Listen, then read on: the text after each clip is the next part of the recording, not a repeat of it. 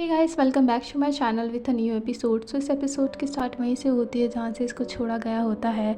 तो लियांशी को दिखाया जाता है जो अपने क्लासमेट के साथ बात कर रही होती है और लंच कर रहे होते हैं दोनों। तो उसका ध्यान सामने पड़ता है तो वो देखती है कि दो लड़की एक लड़की को बुली कर रहे होते हैं।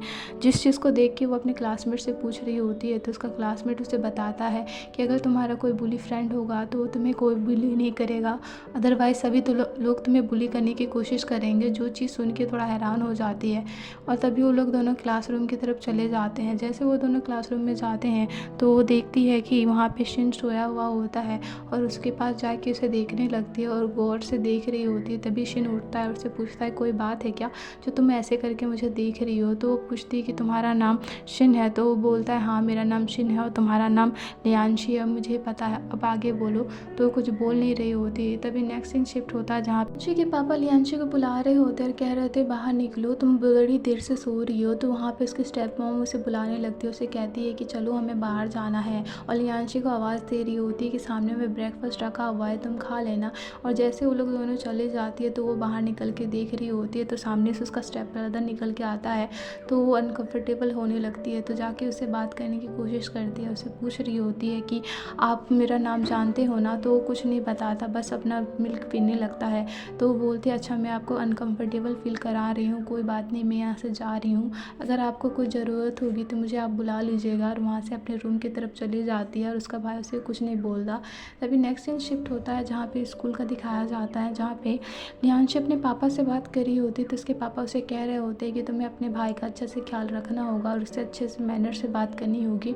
जो बात सुन के वो बोल रही होती है कि मैं अच्छे से ही बात करती हूँ, आपको क्यों लगता है कि मैं उनसे अच्छे से बात नहीं करती। तो उसके पापा उसे सुना रहे होते हैं कि तुम्हें पढ़ाई पे अच्छे से फोकस करना चाहिए, बट वो फ़ोन कर देती है। जो बात शिन सुन रहा होता है तभी लियांशी सामने देखती है कि शू को लिन बुली कर रही होती है तो वहाँ जाके उसका हेल्प करने लगती है और उसे कहती है कि तुम यहाँ क्या कर रही हो, तुम लोग को क्या ज़रूरत है इसे बुली करने की, इसने कहा ना इसने कुछ नहीं किया। तो वहाँ पे लिन बोलने लगती है तो तुम्हारी हिम्मत कैसे हुई यहाँ पे बोलने की, मैंने कहा तुम्हें यहाँ पे बोलने को। तो वहाँ पे लियांशी कहती है कि तुम पब्लिक प्लेस में ऐसा करोगे तो मैं बोलूँगी ही।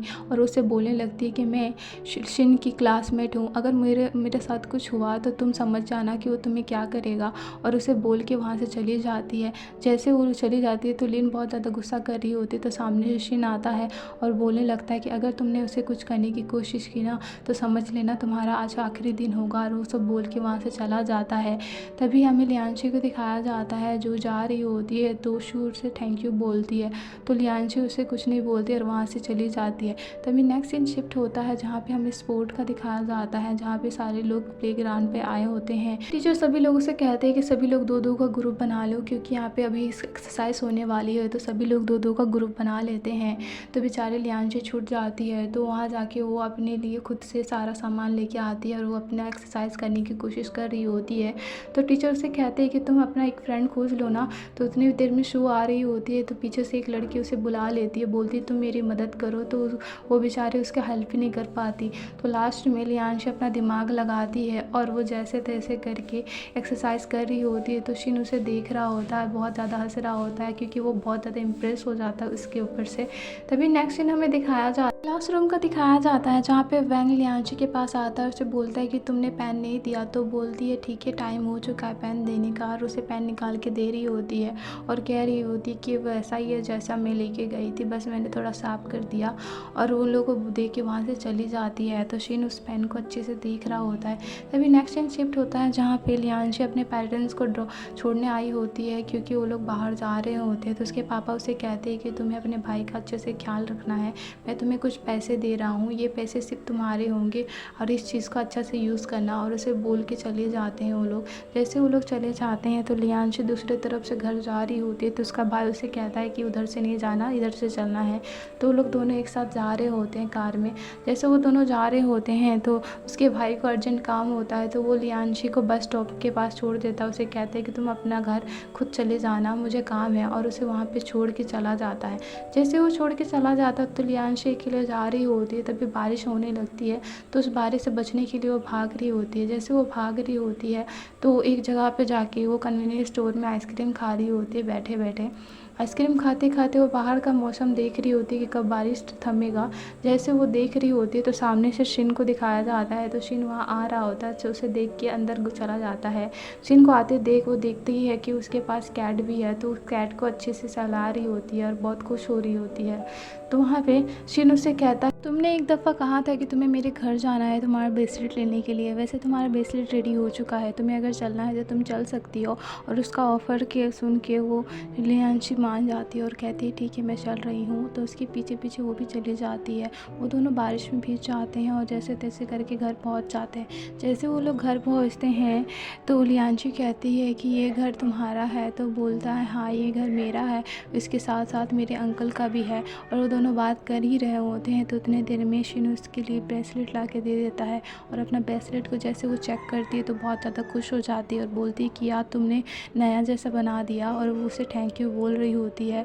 तभी बोलता है अच्छा ठीक है तुम्हें पसंद आया, मुझे खुशी हुई। तभी उतनी देर में वहाँ पे वांग और संगनाम आते हैं और वो लोग दोनों लियांशी को देख के हैरान हो जाते हैं और कह रहे होते हैं कि तुम यहाँ पे क्या कर रही हो। तो वो बोलती है कुछ नहीं, बस मैं ब्रेसलेट लेने आई थी। तो वहाँ पे संगनाम उसका वेलकम करता है, उसे कहता है अच्छा हुआ तुम यहाँ पे आ गई। तब वो लोग सारा सामान लेके रख रहे होते, तो जो चीज़ देख के लियांशी उनसे पूछ रही होती है कि ये सामान किस चीज़ का है। तो वो लोग कह रहे होते हैं कि आज किसी का बर्थडे तो नहीं है, बट हाँ ये कैट जो है ना इसकी खुशी में हम लोग इसका वेलकम कर रहे हैं। तो जो बात सुन के वो कहती है ठीक है तुम लोग वेलकम करो, मैं जा रही हूँ। जो चीज़ सुन के सीन उसे मना करता है, उसे कहता है कि तुम हम लोग के साथ खाने क्यों नहीं बैठ जाती, वैसे भी आज वेलकम पार्टी इस कैट का, तुम भी यहाँ पे बैठो तो हम लोग के साथ अच्छा लगेगा। जो बात सुन के वो मना नहीं कर पाती और लोग के साथ बैठ जाती है। और लोग दोनों बात कर रहे होते हैं और लियांशी को वहाँ पे बहुत अच्छा फील हो रहा था उन लोग के साथ फैमिली जैसा। तब वहाँ पे लियांशी बोलती है कि मैंने बहुत सारे रूमर सुने हैं तुम लोग का स्कूल में, लेकिन ऐसा कोई बात नहीं है, तुम लोग उससे बहुत अपोजिट हो। तो वहाँ पे संगनाम बोलता है मुझे कुछ सामान लेने जाना है, मैं भूल गया हूँ। तो वहाँ से वांग को लेकर चला जाता है, वांग को बाहर ले जाके बोलता है कि चलो हम लोग बियर पीने चलते हैं। जो बात सुन के वांग चला जाता है खुशी खुशी। यहाँ पे मैंने लियांशी और शिन को दिखाया जाता है जहाँ दोनों बैठे हुए होते हैं। तो वो पूछती है कि ये घर में तुम इतना सारा सामान कौन लाता है। तो बोलते हैं कोई नहीं, मेरे अंकल ला के रखे हुए हैं, वैसे यहाँ मैं सोया करता हूँ। तो वहाँ पे वो कहती है कि हाँ मुझे जाने का भी टाइम हो गया है, वैसे तो मैं चली जाऊँगी, अगर वो लोग आ जाएंगे तो मैं उनसे बाय करके चली जाऊँगी। उतना देर में शिन अपने कैट को लेने जाता है तो देखता है कि लियांशी वहाँ पे सो गई होती है। तो उसे सोया हुआ देख के वहाँ पे उसे ब्लैंकेट उड़ा देता है और उसे देख रहा होता है। जैसे उसे देख रहा होता है तो उसके बारे में सोच रहा होता है कि उसने आज तक उसे क्या क्या कहा है और उसके बारे में सोच ही रहा होता है, उसे प्यार से देख रहा होता है। इतने देर में लियांशी अपना हाथ आगे करती है जिसकी वजह से शिन को थप्पड़ लग जाता है और बहुत ज़ोर से लगता है, जिसकी वजह से वो थोड़ा हैरान हो जाता है। इतना देर में लियांशी की आंखें खुल जाती है और उसे अपने क्लोज देख के वो हैरान हो जाती है, तुरंत उठ के बैठ जाती है। उसका फेस देख के समझ जाती है कि उसने उसे थप्पड़ मारा है। तो उसे सॉरी बोल रही होती है, उसे पूछ रही होती है कि वैसे तो मेरा फर्स्ट टाइम था ना, वैसे भी तुम पहले मार खा चुके होगे। जो बात सुन के वो बोलता है कि नहीं ये फ़र्स्ट टाइम है जब किसी लड़की ने मुझे थप्पड़ मारा है, अदरवाइज़ आज तक किसी ने भी मुझे नहीं मारा है। जैसे वो लोग बात कर रहे होते तो बाहर से उसे आवाज़ें आती है। तो बाहर जाके वो देखता है कि लैंडलॉर्ड उसके घर आया होता है और उसके अंकल चिल्ला रहे होते, बोल रहे थे कि नहीं तुम्हें मेरे घर आने नहीं दूंगा।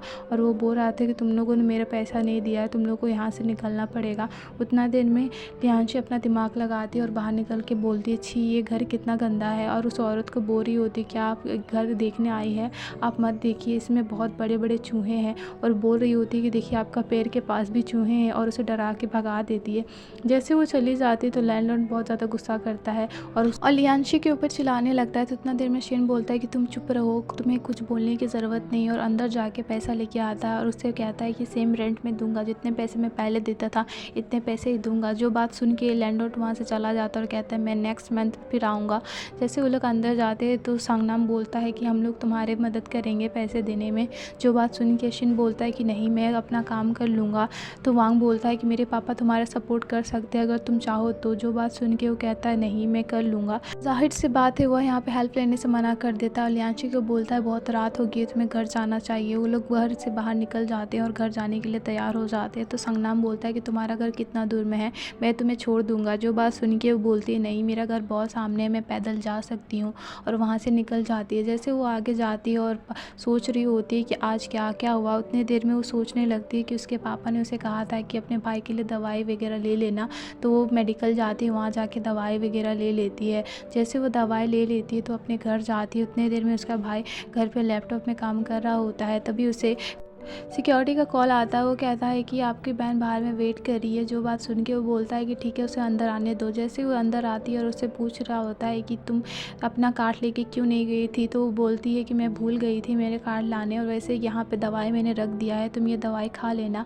और वो जाके अपने रूम में चली जाती है। जैसे वो अपने रूम में जाती है तो उसका भाई वो दवाई वगैरह देख रहा होता है और उसके बारे में सोच रहा होता है कि आज उसने कैसे बिहेव किया है उसके साथ, और यही सब सोच रहा होता है। तभी नेक्स्ट सीन शिफ्ट होता है जहाँ पे लियांशी अपने रूम में होती है और अपने पैसे वगैरह देख रही होती, तो दिमाग लगाती है कि क्यों ना अपने कपड़े को बेच दे और पैसे कमाने लगे।